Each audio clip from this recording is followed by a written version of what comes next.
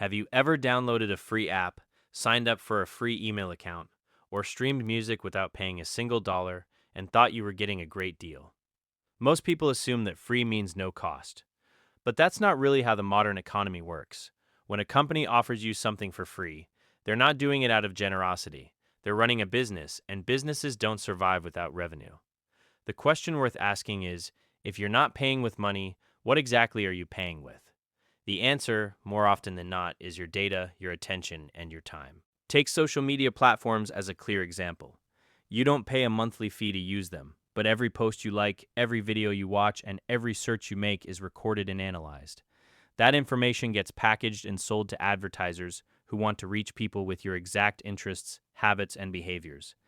Facebook generated over $116 billion in revenue in 2022, and the overwhelming majority of that came from advertising.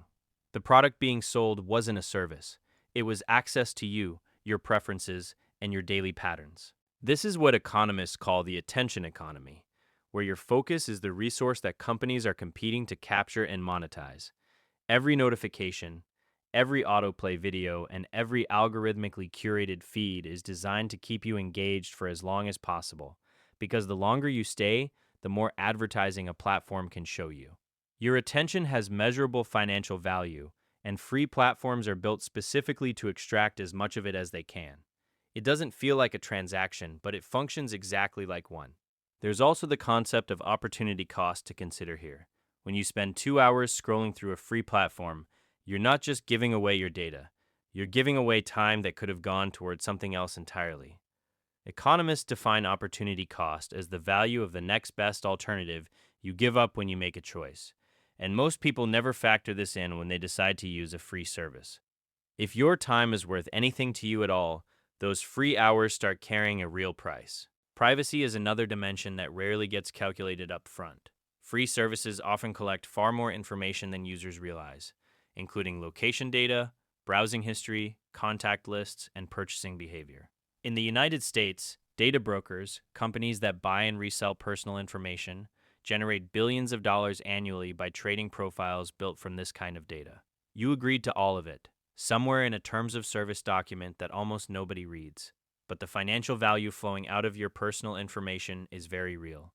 It's also worth considering what happens when free services disappear.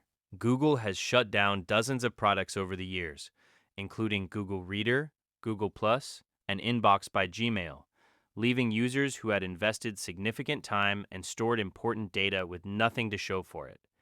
That's a hidden cost too. The risk that the free tool you've built your workflow around simply stops existing one day, and you're left starting over. Start by treating your data and your time as assets rather than things you hand over automatically. When you sign up for a free service, I'd encourage you to ask what the company's actual business model is and who their real customers are. If the answer is advertisers, then you already know what role you're playing. Understanding the full cost of free services doesn't mean you have to stop using them. It just means you're making that choice with a clearer picture of what you're actually agreeing to.